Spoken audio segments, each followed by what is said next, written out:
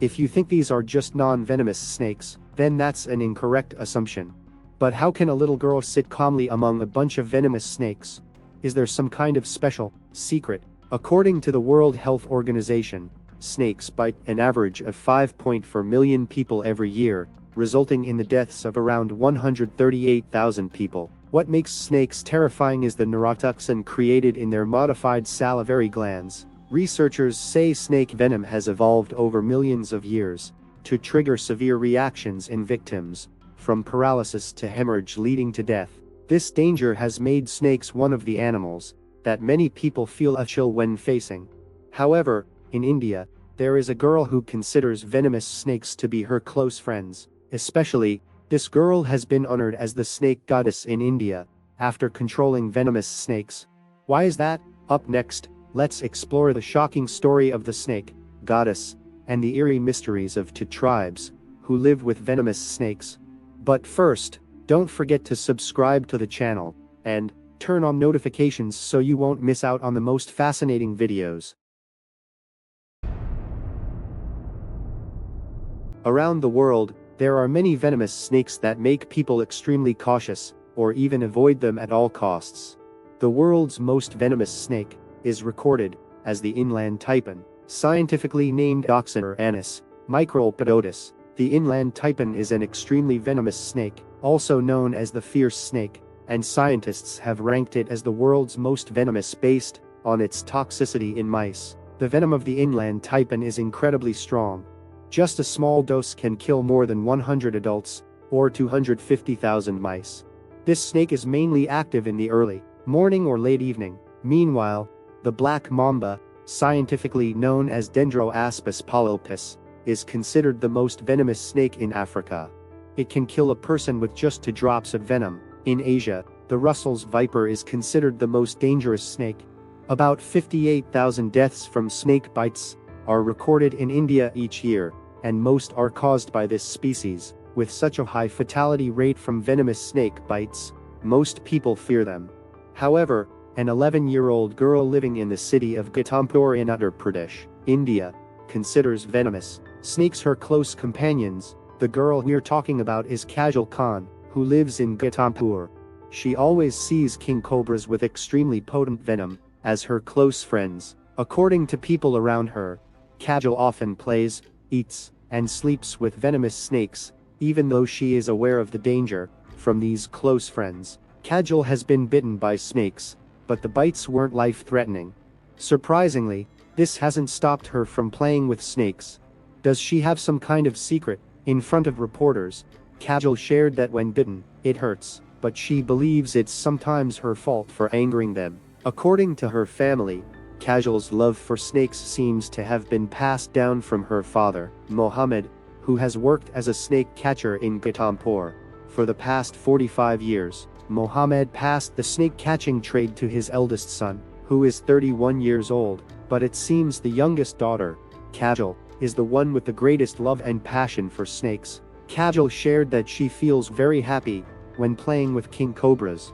She even admitted that she doesn't want to go to school and only wants to play with those dear friends. The reporters who interviewed Kajol were all very surprised by her candid statements. They were also curious about the secret that keeps her safe despite having such unusual friends. Through their investigation, the reporters learned that Kajol's father had become quite famous in the region and earned a good income by catching snakes that entered homes and shops in the city. Mohammed said he has a traditional remedy to treat snake bites, made from wild forest leaves. These leaves are crushed and mixed with butter and black pepper, then chewed and applied to the bite. Mohammed shared that if prepared properly, the remedy can save people bitten by venomous snakes. He also revealed that this medicine has saved both him and Kajol many times after being bitten by king cobras. So, the secret that keeps Mohammed and his daughter healthy despite frequent snake contact turns out to be their family's traditional remedy. However, local authorities have warned people not to risk copying Kajol's behavior. While Kajol is the only child in the family excited about the traditional profession, her mother does not want her daughter to follow such a dangerous path and wants her to attend a regular School. However, according to Indian media, Kajol was expelled from school after once bringing a king cobra in her backpack with the intention of playing with it during recess. Kajol's mother shared that she wants her daughter to go to school like other children and doesn't want her to play with dangerous animals. However, because her daughter loves them, she can't stop her. Because of her habit of keeping snakes close, very few people visit Kajol's family, as they are always terrified of her unusual companions. Kajol also has no peers her age because other children are always scared to approach her. However, she considers this normal as she genuinely loves playing with snakes. With her passion for playing with venomous snakes and the ability to catch them easily, Kajol has been nicknamed the Snake Goddess by locals. However, many hope she will change her mind for her own future. Kajol is one of the rare individuals who can play with snakes. However, in India, there are two tribes known for living with snakes that have surprised people around the world. First, we must mention the Vadi tribe. The Vadi tribe is dubbed the most snake-loving tribe in the world, with only about 600 members. They are a nomadic group living in the southern region of Gujarat state in India. According to ancient traditions, the Vadi people do not settle in one place. They never stay in one location for more than 6 months. Due to their constantly changing environment, they had to learn how to befriend snakes in order to survive. In this tribe, every child must learn to become a snake charmer from the age of 2. Boys are taught to perform with snakes using a flute, while girls are taught how to care for and raise them. By the age of 12, Vadi children who have mastered all knowledge about snakes are considered graduates of snake charming school. Those who fail the test must continue training in a more rigorous way. So, what do the Vadi people do to reduce the danger of snakes? Are they truly successful in all their snake charming attempts? According to the beliefs of the Vadi tribe, removing the fangs of snakes is considered cruel, so they do not do it. Instead, to minimize danger, the snakes involved in training are fed a type of herb that renders their venom ineffective. Members of the Vadi tribe are very attached to snakes, especially king cobras. They believe that snakes will never harm anyone unless that person intends to hurt them. However, based on the experience of the Vadi people, they never keep a snake for more than 7 months. If not released after that period, the king cobra becomes aggressive and may pose a danger to humans. While king cobras with deadly venom are a nightmare for many people, they become tame when living with the Vadi tribe and being charmed. Notably, the Vadi tribe is also the origin of the art of snake charming, and some members have become professional snake charmers performing across India. Sitting just 1 meter away from venomous snakes, Vadi children show no signs of fear. On the contrary, they appear serious, and some even seem delighted. According to many journalists, the atmosphere in the Vadi tribe's snake charming school is also very unique. It is a class that every Vadi child must join from a very young age. The task is to stand directly in front of venomous snakes and control them. The chief of the Vadi tribe, Mr. Madari, said that children are taught to charm snakes traditionally until they are mature enough to take responsibility for their community. No one knows when the snake charming tradition began in the Vadi tribe, and many are surprised at how skillful the tribe members are in this art. According to Mr. Madari, adults in the tribe explain to the children how to extract a snake from its natural habitat. What should be avoided is showing disrespect to snakes, especially after charming, when a strong bond must be maintained. Journalists who directly observed were amazed by what they saw. Some Vadi boys truly possess extraordinary snake charming abilities. Since 1991, the Indian government has banned snake charming, considering it extremely dangerous for children and harmful to the wildlife of snakes. Catching and training snakes is illegal under Indian law. However, the Vadi tribe firmly refuses to abandon their traditional customs. Police and authorities regularly inspect areas where the Vadi tribe lives. However, they proceed cautiously each time they enter those areas, because they know venomous snakes are present nearby. According to the Vadi tribe chief, in all his years of living with snakes, from childhood until now, he has only heard of one man being bitten by a snake, and it happened because that person kept the snake for more than 7 months. Until today, the Vadi people have always been proud of their mysterious relationship with this dangerous animal. In particular, some members claim that certain elders in the tribe possess the ability to foresee the future. Some sources mention that a few Vadi tribe members accurately predicted the timing of a major natural disaster. However, one reporter stated that even if they can foresee events, the Vadi rarely reveal it to the world because they believe everything should follow the natural course.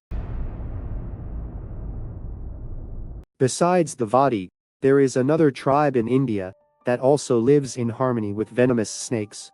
That is the Irula tribe. The Irula tribe is one of the oldest indigenous groups in India. They are famous for their knowledge of snakes and their ability to catch them in the wild. Irula is a Dravidian ethnic group mainly residing in Tamil Nadu, with some communities in Kerala and Karnataka.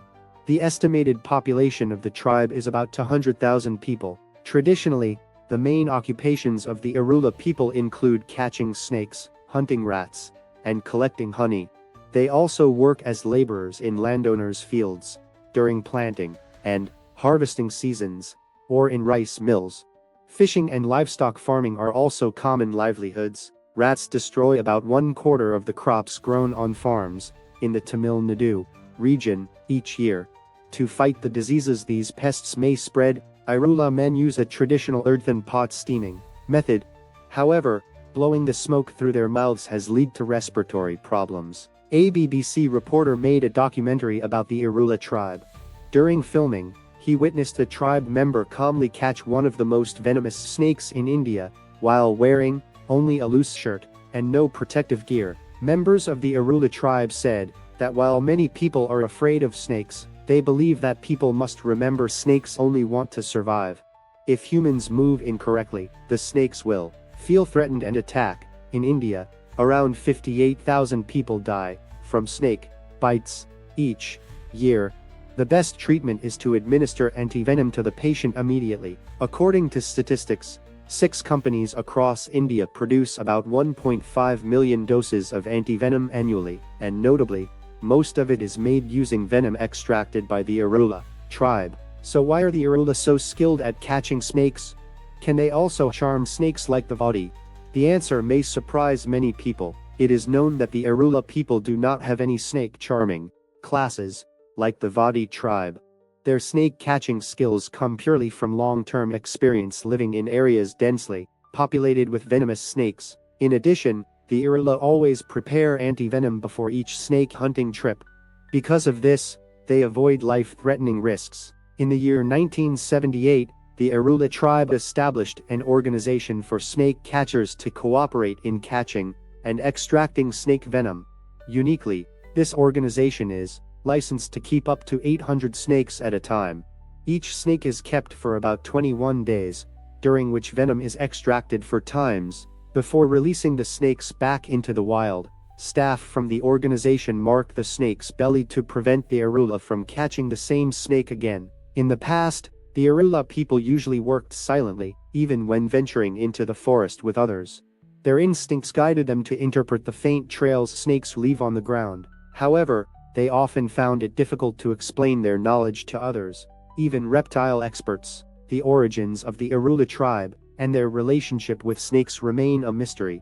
According to their beliefs, the goddess they worship is Kanyama, who is associated with the cobra. During certain rituals, the priests go into a trance and emit hissing sounds, like a snake. In the year 1972, India's Wildlife Protection Act banned the hunting of certain animals, including snakes. After this law took effect, the Irula tribe faced great hardship. As a hunter-gatherer community, the Irula have long been treated by local authorities as poachers. Other groups in the region view them with suspicion. Their work with snakes has further fueled negative stereotypes. A woman from the Irula tribe said that when she and other tribe members enter villages, they are often called mocking names. They are also treated poorly and frequently deceived. Many Irula people who couldn't attend school had to take on other jobs to pay off debts.